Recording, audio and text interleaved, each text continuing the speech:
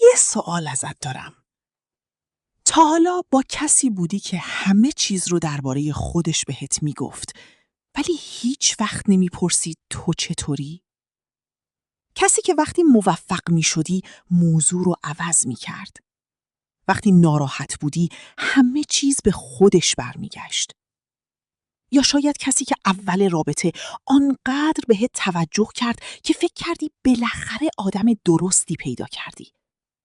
ولی بعد از چند ماه انگار یه آدم دیگه شد.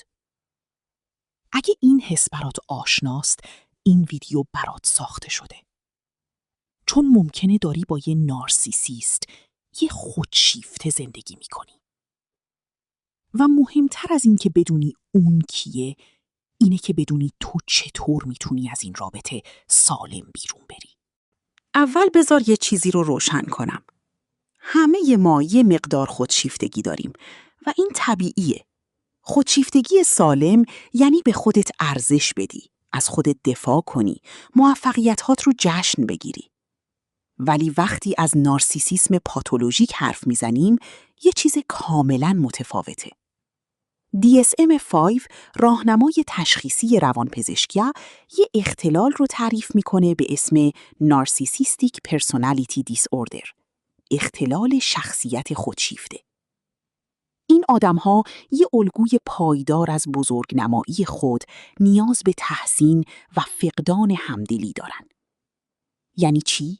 یعنی اونا واقعاً نمیتونن خودشون رو جای تو بذارن. نه اینکه نمیخوان، نمیتونن. و این یه تفاوت مهمه.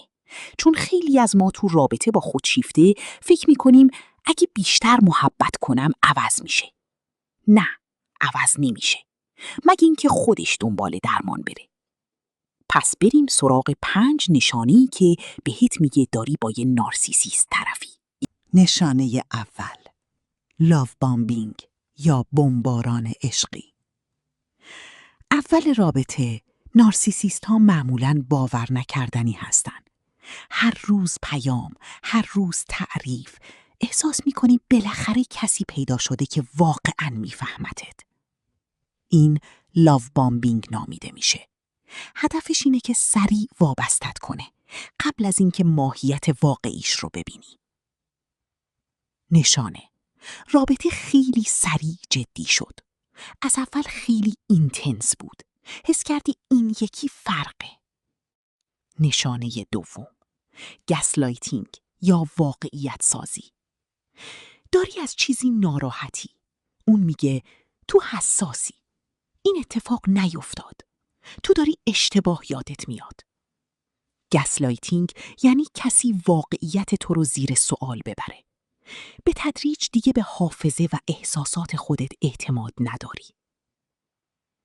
نشانه، بعد از دعواها با خودت فکر میکنی شاید من اشتباه میکنم، حتی وقتی مطمئنی که اشتباه نکردی. نشانه سوم، فقدان همدلی. یه روز خیلی بد داشتی. میخوای حرف بزنی.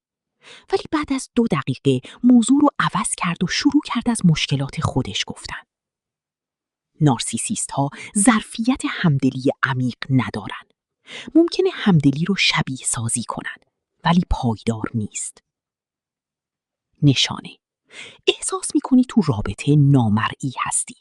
مشکلاتت مهم نیستن. نشانه چهارم، کنترل و حسادت. اول ممکنه به نظر دوست داشتنی برسه. نگرانتم. یه سوال مهم. چرا؟ چرا آدمای باهوش، مهربون، موفق توی رابطه با خودشیفته گیر میکنن؟ جواب روانشناسی اینه. چون خودشیفته ها دقیقاً دنبال این آدما میگردن. آدمایی که همدلی بالا دارن. چون میشه بیشتر ازشون گرفت. آدمایی که عزت نفس پایین تری دارن. چون راحت تر کنترل میشن. آدمایی که به شدت به رابطه اهمیت میدن. چون کمتر فرار میکنن. و لاو بامبینگ اول رابطه یه نیاز عمیق رو تو ما تحریک میکنه. نیاز به دیده شدن، به تایید شدن. اگه تو هم جذب این آدما شدی، این ضعف تو نیست. این یه تاکتیک روانشناختی پیچیده است. ولی الان که میدونی، میتونی انتخاب کنی. اگه بعد از این ویدیو فکر میکنی که توی رابطه نارسیسیستی هستی، 3 قدم مهم وجود داره. قدم اول، اسمش رو بذار روش. آگاهی اولین قدمه. وقتی اسم یه چیزی رو میدونی، دیگه نمیتونی خودت رو گول بزنی که شاید اشتباه میکنم. بنویس.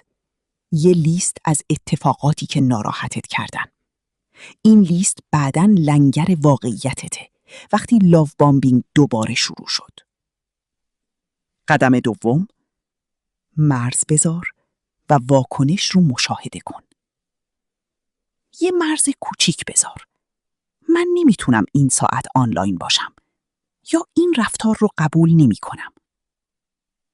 یه آدم سالم مرزت رو میپذیره. نارسیسیست عصبانی میشه، تنبیه میکنه یا دوباره لاو بامبینگ شروع میکنه. واکنش بهت میگه کجا ایستادی. قدم سوم، خروج امن.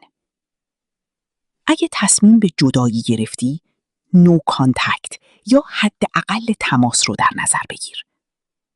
نارسیسیست ها بعد از جدایی اغلب برمیگردن. با عذرخواهی، با تهدید، با لاو بامبینگ دوباره.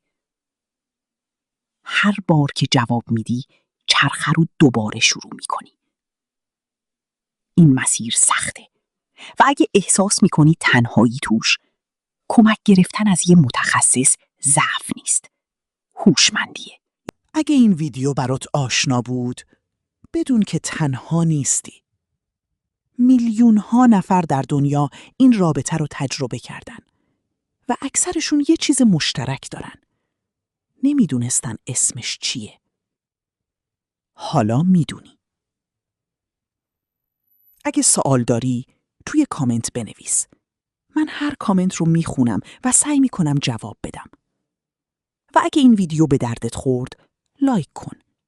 این کمک میکنه این محتوا به کسی برسه که شاید الان به شدت بهش نیاز داره. ذهن باز. جایی که یاد میگیریم ذهنمون رو بشناسیم.